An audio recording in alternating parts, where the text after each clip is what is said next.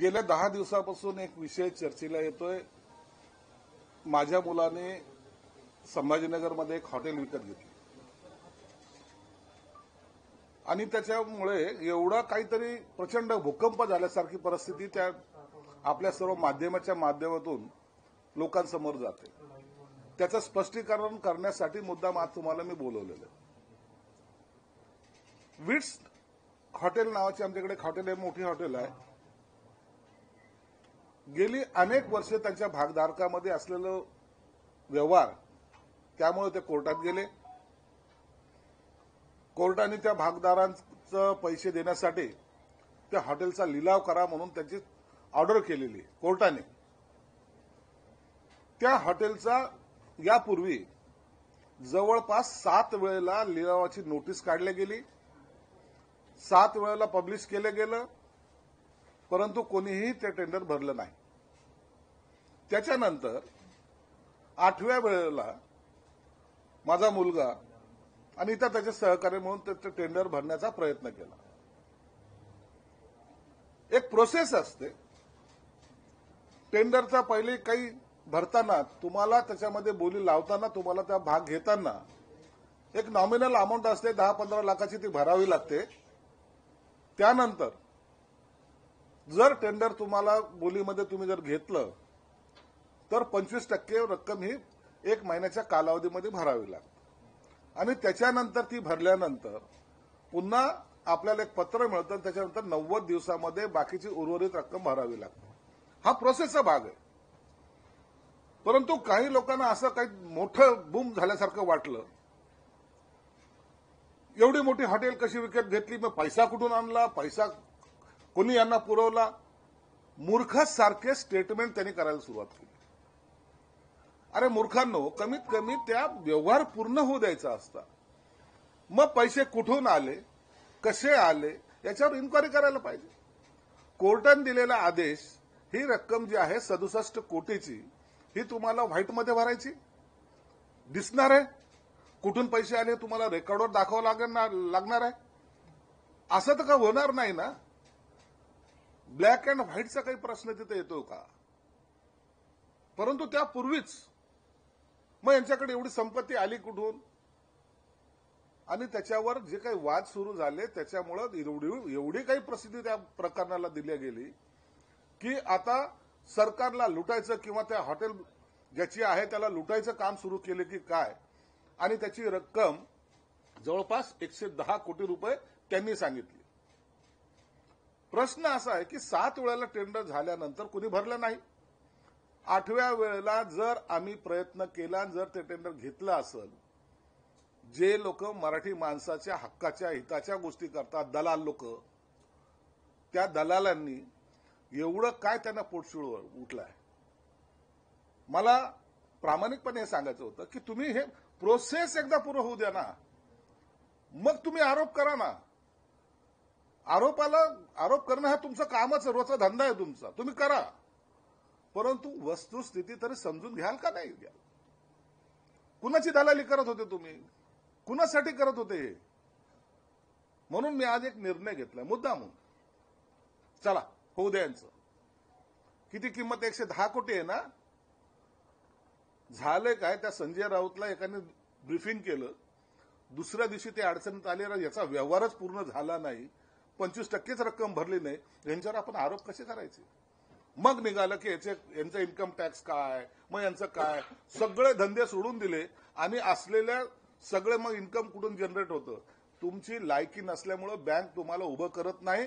संजय शिरसाट कधी बँकेच्या दारात गेला नाही, पण लोन देणारे माझ्या दारात येऊन मला लोन देतात. इथं जिथं बसलोय ना, 5 कोटी रुपयाची फाईल त्यांनी सिग्नेचर केली मी बँकेची लोनची, इथं येऊन सहाय्य केला. हे याला इज्जत कमवावी लागते. दलालांची इज्जत नसते म्हणून तुम्हाला ते कळणार नाही. तरी तुम्हाला मी एक आव्हान देतो. आता 110 कोटी किंमत आहे त्या हॉटेलची, मी 67 कोटीला घेतली, म्हणजे किती मोठा भ्रष्टाचार केला. आज माझ्या मुलांना आणि त्याच्या साथी पार्टनरना सांगतोय विड्रॉ व्हा त्याच्यातून. आणि हे जे नाकानी बोलत होते ना, पुन्हा टेंडर येत आहे, तुम्ही भरा. 110चं आहे ना, 100ला भरा. 10 कोटीचा फायदा होईल तुमचा, 90ला भरा, 20 कोटीचा फायदा होईल. दम असेल तुम्ही ते टेंडर भरा आणि घ्या, मी तुमचं स्वागत करेल. मला याच्याबद्दलचं वाईट वाटणार नाहीये, मी जलस किंवा तुम्हाला चॅलेंज म्हणून सांगत नाहीये. परंतु या माध्यमातून एखाद्याची राजकीय प्रतिमा डागाळण्याचा प्रयत्न, एखाद्याच्या घरात घुसून त्यांनी काय व्यवसाय करावा याबद्दलच्या चर्चा ज्या मूर्खपणाच्या आहेत. अरे राजकारण करताना समोरामोर करायला पाहिजे. असं कुटुंबावर वार करून माझी इमेज डागाळण्याचा जो काही प्रयत्न करतायत, तुमच्या 5 पिढ्या जरी उतरल्या ना तरी ते तुम्हाला शक्य होणार नाही. मी जे बोलतो हे महाराष्ट्राला माहित आहे. कधी मी लपवत नाही कधी कोणती गोष्ट. माध्यमांना सुद्धा सांगेल, याबद्दलचं काही विचारा, कधीही विचारा. संजय शिरसाट प्रत्येक प्रश्नाचं उत्तर तुम्हाला देईल. परंतु हे असे जे रोजचे दलाल फिरतायत ना, कुणासाठी हे भांडतायत ना, एकदा याचा सुद्धा छडा लावा. आणि आजपासून मी उद्या माझ्या मुलाला ते टेंडरची जे काय प्रोसेस आहे पत्र द्यायला लावतोय, त्या प्रकरणातून बाजू होतोय. आणि जे 110च्या गप्पा करतात त्यांना सांगतोय, आता तुम्ही घ्या पेढे घेऊन, मी तुमच्या घरी येईल. तुम्ही 90 कोटीमध्ये घ्या, 70 कोटीमध्ये घ्या, 76 कोटीमध्ये घ्या, का 67 कोटीमध्ये घ्या, संजय शिरसाट तुम्हाला तुमच्या स्वागताला येईल. मराठी माणूस उभा राहायला पाहिजे असं जर वाटत असेल ना तर तुम्ही हिंमत करा. आणि असे आरोप करण्यापूर्वी 10 वेळा विचार करा. रात्रीशी उतरली नाही म्हणून असे जे स्टेटमेंट करतायत त्याची बातमी होऊ शकते, परंतु कुणाचं चरित्र हनन नाही होऊ शकत. कुणाच्या व्यवसायावर तुम्ही आज लात मारलेली आहे, माझे पैसे गेले असतील त्याच्यात 10-15 लाख रुपये, जाऊ द्या. परंतु तुम्ही हे केलेलं पाप तुम्हाला हे फेडावं लागेल. तुम्ही एक धंद्यासाठी, एक व्यवसायासाठी उभा राहणाऱ्याला जो खोडा टाकलेला आहे, तुमची इतरांची दलाली करण्यामध्ये तुमचं जे आयुष्य गेलेलं आहे, तुम्हाला याचे भोग भोगावे लागतील. यापुढे जर वैयक्तिक जर तुम्ही आरोप करायची सुरुवात ठेवली तर मला सुद्धा सर्व माहिती आहे, सर्व तुमच्या स्टोऱ्या माझ्याकडे आहेत. आणि ज्या दिवशी मी त्या काढायला सुरुवात करेल, संजय शिरसाट मी घराला आग लावायला कमी करणार नाही, एवढा मी चक्रम आहे थोडा. म्हणून माझ्या नादी लागताना राजकारणाच्या दृष्टिकोनातून तुम्ही आरोप प्रत्यारोप करा, त्याचं उत्तर देईल. परंतु व्यवसायामध्ये मुलांबाळांमध्ये अशा ज्या चर्चा करतायत त्याचे परिणाम निश्चितच तुम्हाला काही काळानंतर दिसून येतील.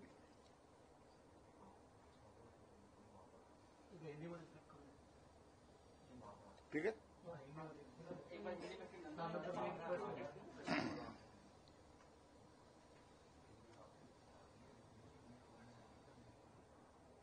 गए कुछ दिनों से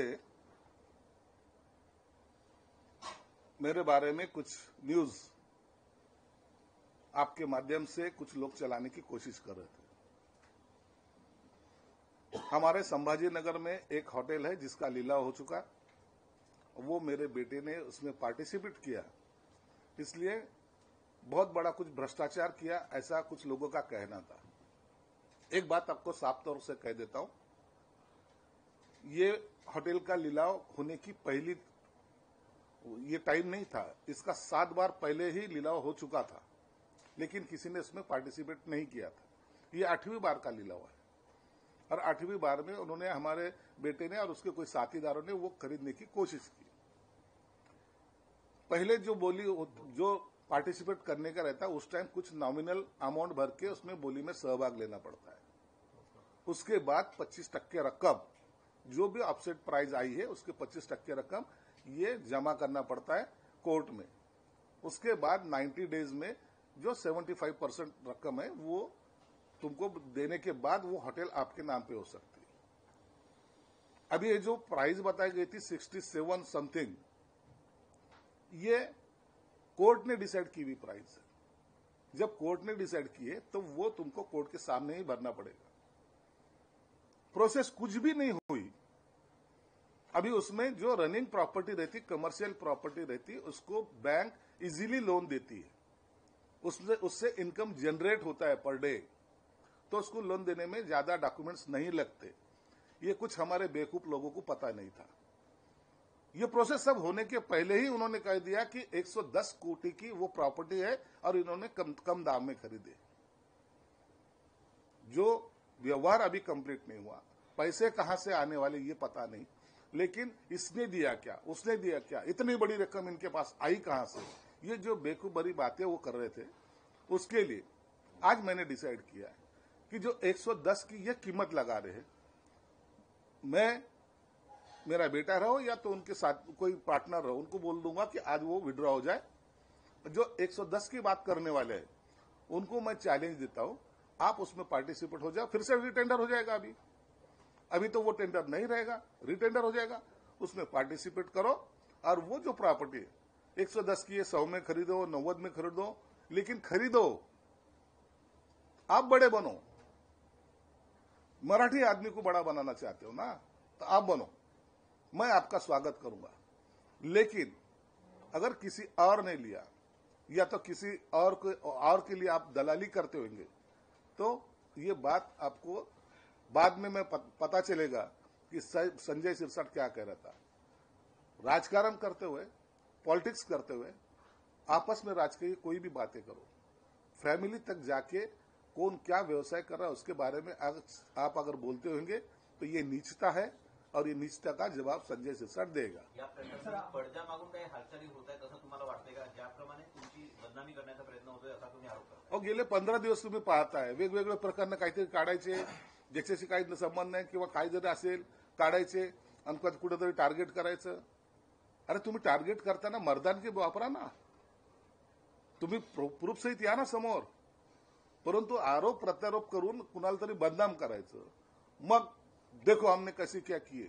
आताही सांगतो या प्रकरणामध्ये मी त्यांना आव्हान म्हणून हे करतोय, नाही तर तुम्ही म्हणाल आता ह्यांनी माघार का घेतली, आता हे मागं का आले, मागं आलेलो नाही, मी त्यांना चॅलेंज देण्यासाठी केलेलं आहे। जे 7 वेळा झालं, मी 8व्या वेळेला टेंडर भरलं होतं, आता 9व्या वेळेला निघणार आहे, आता त्यांनी भरावं।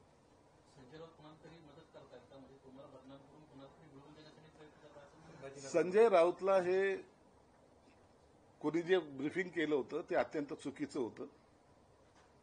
व्यवहाराचा सर्व काय कसा व्यवहार केला जातो हे त्यांना कदाचित माहीत नसेल किंवा असेल तरी त्यांनी ते जाणून बुजून, संजय शिरसाट आला ना, त्याचं नाव तिथं जॉईंट होतंय ना, चला बोंबला, आणि म्हणून त्यांनी ते केलेलं वक्तव्य नंतर मग स्वतःचे कातडी बचवण्यासाठी मग माझे कुणाचे इन्कम टॅक्स काढतायत, कुणाचं काय काढतायत, रिटर्न्स काढतायत, आणि हे बघा पुरावे आमच्याकडे आहेत।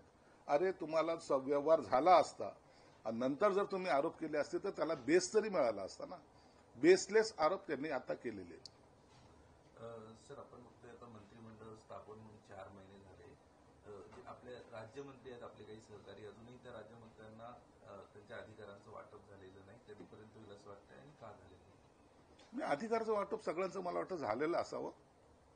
मुख्यमंत्री साहेबांनी तसे निर्देश दिलेले आहेत आणि त्या पद्धतीने राज्यमंत्र्याचा जो अधिकार आहे तो त्यांना प्रदान करण्यात आलेला आहे अशी माझी माहिती। परंतु याबद्दल त्यांना त्या जे अधिकार आहे त्यांचा वापर करता येत नाहीये असं बोललं जातं।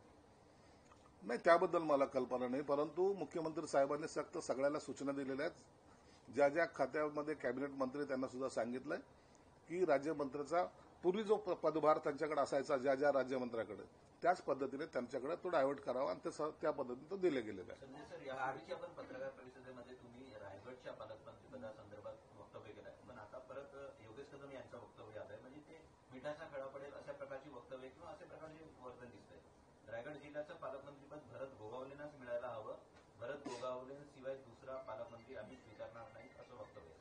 त्यात जोडून थोडे देखील म्हणाले की सुनील तटकरे यांची लक्षात ठेवावं की सिंचन गटाची फाईल अजून बंद झालेली नाही, कुठेतरी दोन्ही नाही, याबद्दलची मला माहिती नाही, परंतु असे वक्तव्य त्यांनी केलं असेल तर त्याची निश्चितच एकनाथ शिंदे साहेबांनी दखल घेतली असेल।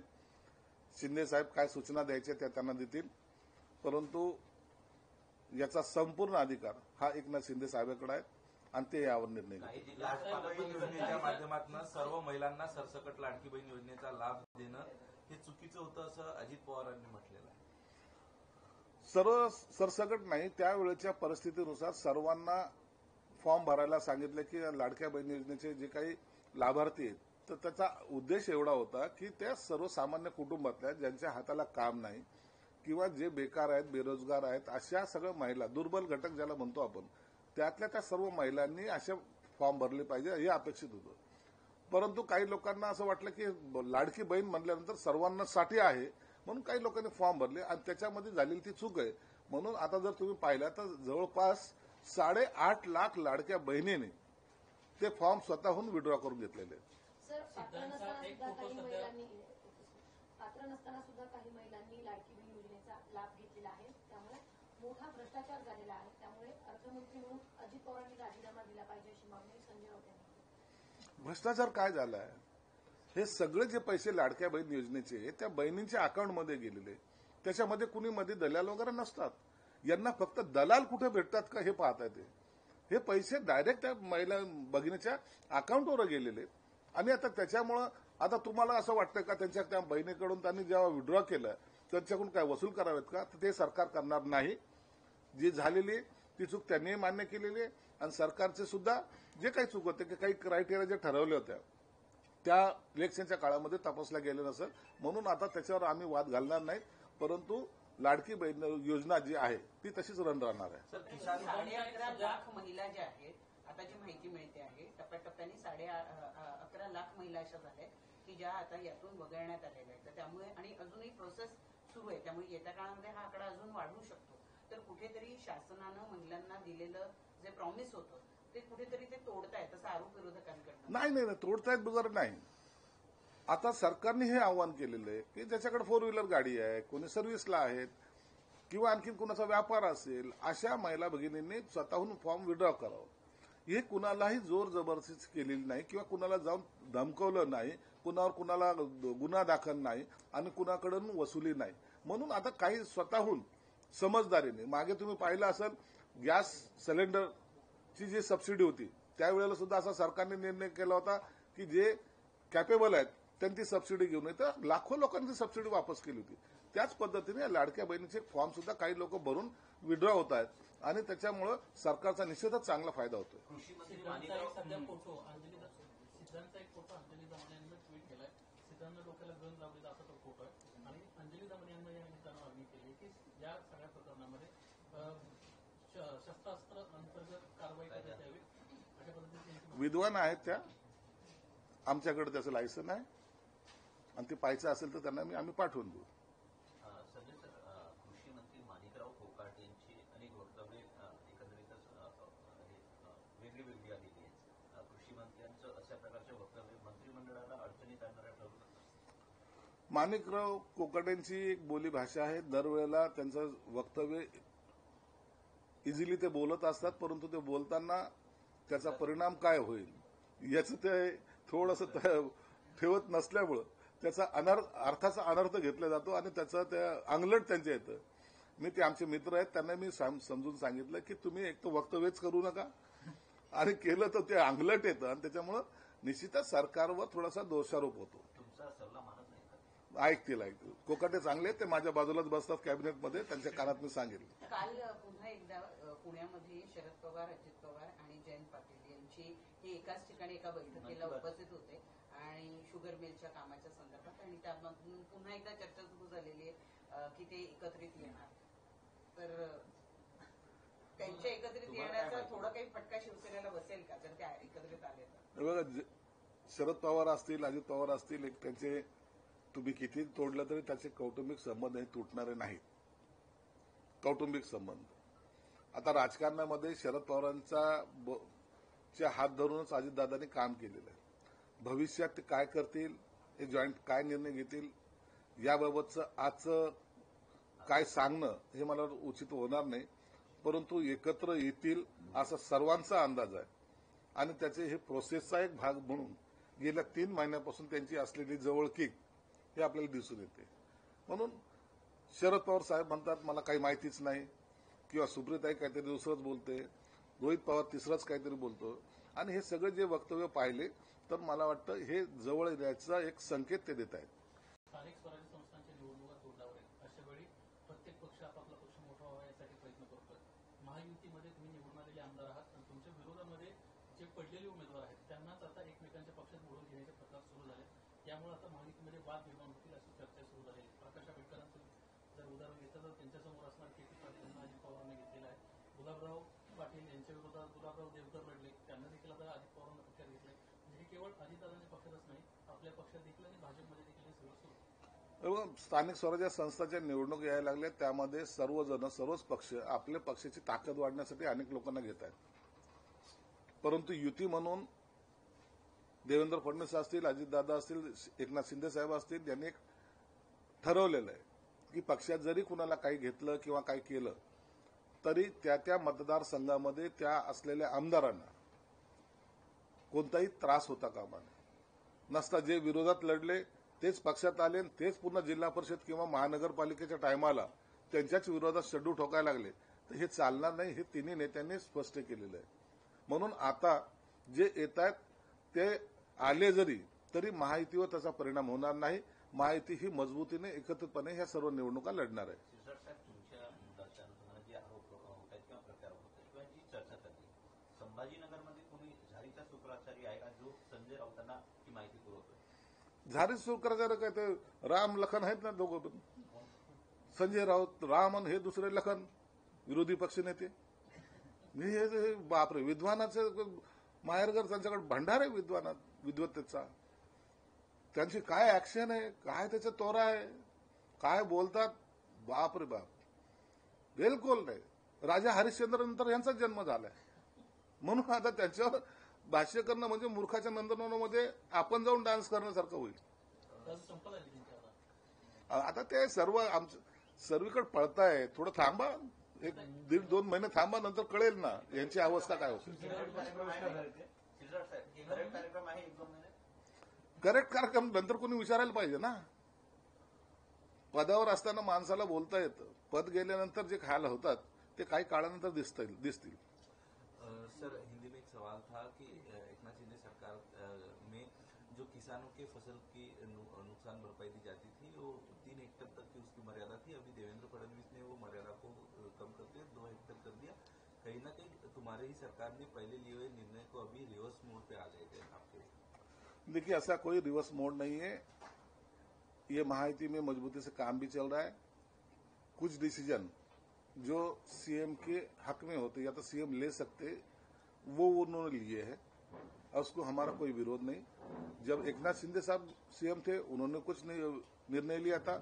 जब देवेंद्र फडणवीस साहब डिप्टी सीएम थे उन्होंने कभी विरोध नहीं किया.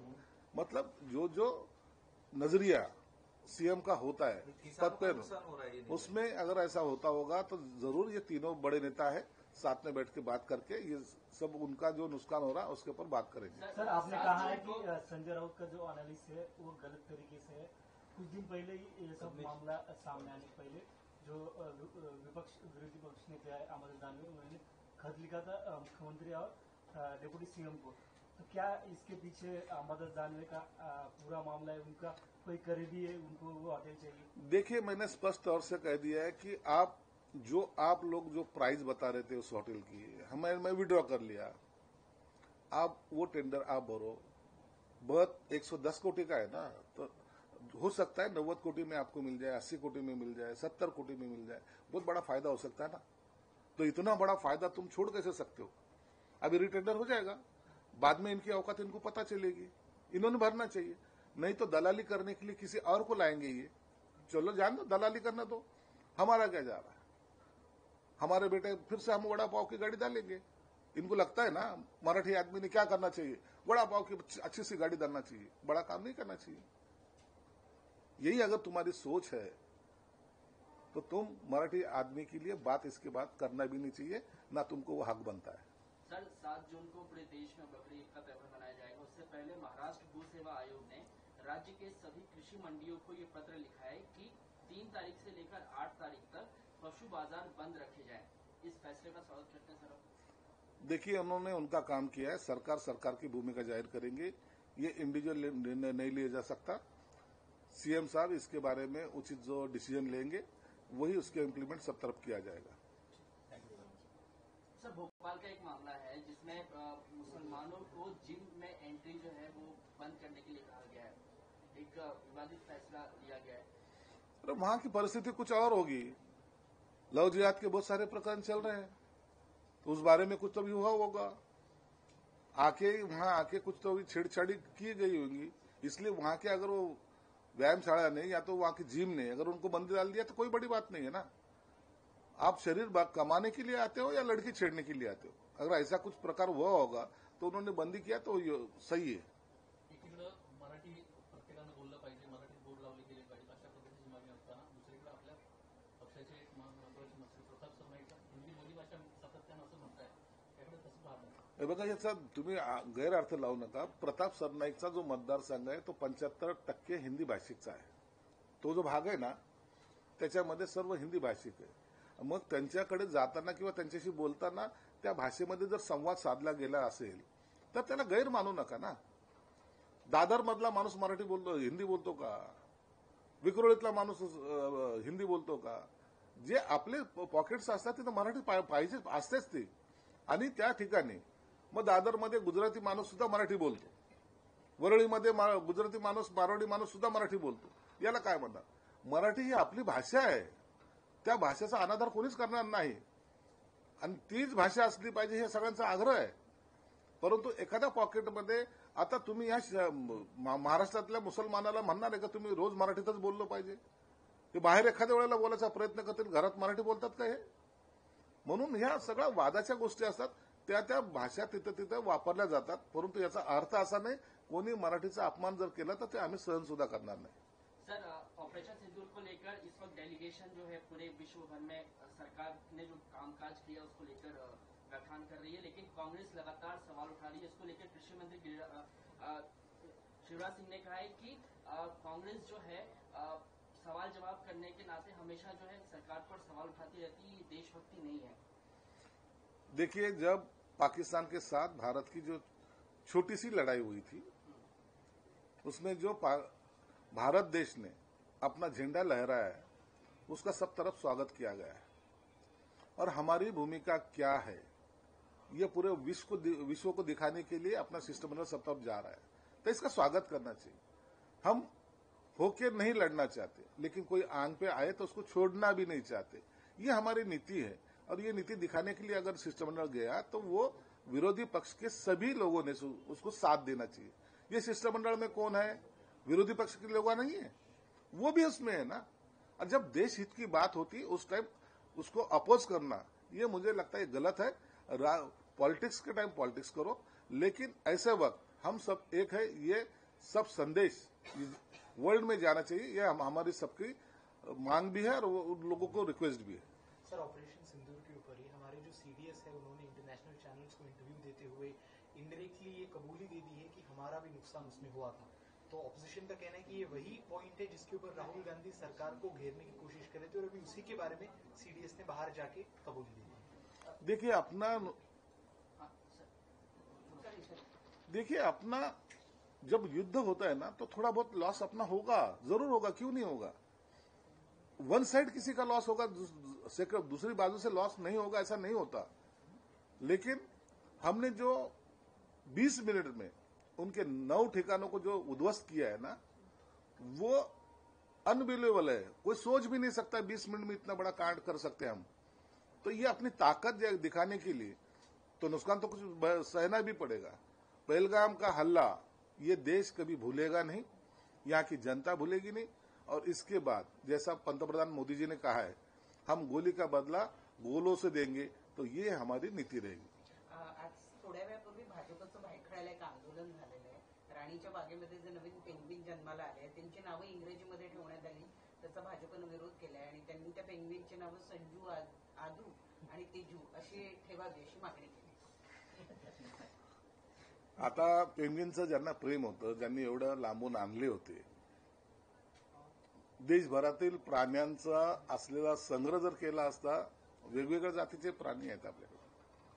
मला वाटतं तेजस चांगले सरडे कलेक्शन करणं त्यांना आवडतं, पण दुसऱ्या महाशयाला पेंग्विन पाळणं आवडतं।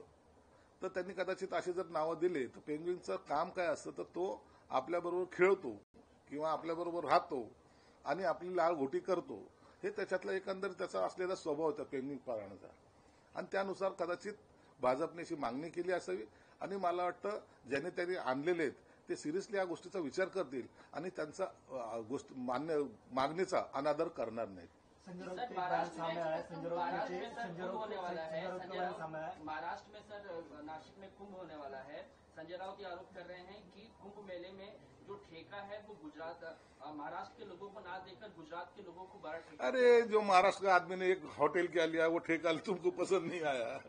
अभी कुंभ के बारे में बात करते हो, इनको नींद में से उठे ना, ठेका परसेंटेज, सोने को जाएंगे ना, ठेका परसेंटेज, इसके सिवाय इनको कुछ नजर नहीं आता। देश खड्डे में जाए, जनता मरे जिए, परसेंटेज का क्या हुआ? अदानी के बारे में जो मोर्चा निकालने वाले आज खामोश क्यों है? धाराशिव से जो झोपड़पट्टियों को बेवकूफ बना के जो मोर्चा निकाला, आप तुम्हारी जबान बंद की हुए, आप क्यों नहीं बोल रहे? ये परसेंटेज वाले लोग हैं, इसलिए बोला ना, इनको कुछ भी किए, मराठी आदमी ने किया तो बुरा लगता है, गुजराती ने किया तो भी बुरा लगता है। और खुद परसेंटेज दो, जो परसेंटेज देगा हम उनका झंडा लहराएंगे, ये इनकी नीति है। संजय राउत का एक बयान सामने आया। संजय राउत कहते हैं कि पश्चिम बंगाल में अभी इलेक्शन होने वाला है। अमित शाह का एक बयान था कि पश्चिम बंगाल में 2026 में भाजपा की सरकार आएंगी, तो उसके ऊपर संजय राउत कहते हैं कि महाराष्ट्र में की ईवीएम मशीन की पैकिंग हो रही है और पश्चिम में जाएंगे। तो उन्होंने सीधा सवाल महाराष्ट्र के इलेक्शन कमिश्नर संजय राउत के बेवकूफ बातों को हर टाइम जवाब देना सही नहीं है। लोकसभा के वक्त जो उनकी सीटें आई थी, क्या डांस कर रहे थे, क्या नाच रहे थे? उस टाइम इनको ईवीएम दिखा नहीं। खाब गिरने लगे, मुख्यमंत्री कौन होगा, ये होगा कि वो होगा, नाम दो, नाम डिक्लेयर करो। लोगों ने नाम डिक्लेयर करने की, विरोधी पक्ष नेता का भी नाम डिक्लेयर करने का उनको संधि दी नहीं, मौका ही नहीं दिया। इसलिए अब उन्होंने बकवास भरे कितनी बातें करेंगे। आने वाले ये कारपोरेशन के चुनाव में मुंबई महानगर पालिका पे हमारा भगवा झंडा लहराएगा। भाजपा, सेना और राष्ट्रवादी की मजबूत युति यहाँ राज करेगी। उस टाइम इनको भी हम एक ठेला देंगे। पीक विम्याची रक्कम कमी करण्यात येणार आहे, त्यामुळे पीक विम्याची रक्कम कमी करण्यात येणार आहे, त्यामुळे शेतकऱ्यांना फटका बसेल, काय सांगता? नाही, शेतकऱ्यांना फटका कधीच बसू देणार नाही। हे सरकार शेतकऱ्याच्या हिताचं आहे, शेतकऱ्यासाठी हे सरकार आहे, शेतकऱ्यासाठी वाटेल ते। म्हणून पीक विम्याची रक्कम कमी केली, काय केली याची चिंता करू नका। ज्या वेळेला शेतकरी अडचणीत येईल त्या टायमाला सरकार त्यांच्या पाठीशी खंबीरपणे उभे राहील।